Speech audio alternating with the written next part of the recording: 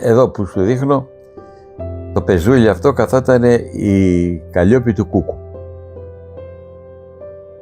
Ο άντρας της μονοπόδαρος, αυτή μες στη μαυρίλα, γιατί το κορίτσι της ήταν βία στρατολογημένος στο Αντάρτικο και στη μάχη της Ζαχάρος φέρανε σκοτωμένοι.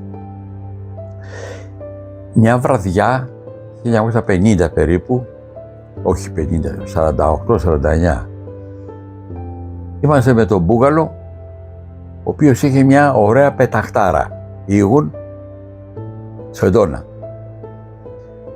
Και έχει κοτσέψει, το κότσεψα λέει, δηλαδή το χτύπησα, το στόχευσα και το χτύπησα, ένα σπουργίτη. Και το χτύπησε στο μάτι. Μόλις το βλέπει η Καλλιόπη, αγρίεψε. Ρε φωνιάδες, στο μάτι ρε, σαν την κοστούλα μου. Φέρ' το εδώ πω, πουλάκι μου, πώς έγινες έτσι. Τι του κάνατε ρε, τι του κάνετε, τι σας έφταξε το πουλάκι ρε. Εμείς πήραμε δρόμο, τρομάξαμε, δεν θα μας έκανε τίποτα η γυναίκα. Απλά ο πόνος της ξεχύλισε εκείνη τη στιγμή, αλλά μένα με ακουμπάει ακόμα. Ωστόσο με την Καλλιόπη είμαστε φίλοι, γιατί ήταν καλόψυχη, αν και πονεμένη.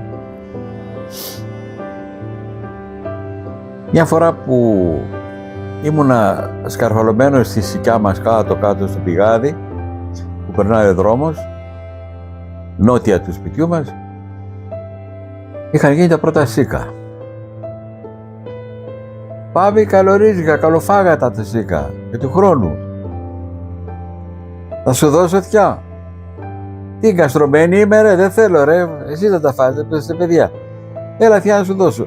Και ήθελα, θέλοντας να αποσβέσω τον πόνο που τις προκαλέσαμε με το σκοτωμένο πουλάκι,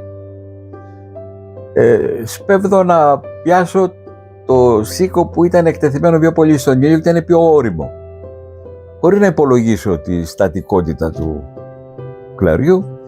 Οπότε ακόμα πέφτω μέσα στην ποδιά της Καλλιόπης εγώ και με πιάνει αγκαλιά. Ρε εσύ, θα σκοτωθείς ρε, σου γύρεψα εγώ σίκα και να βάλει τα γέλια. Και μέχρι που πέθανε, όταν με έβλεπε, γελούσε.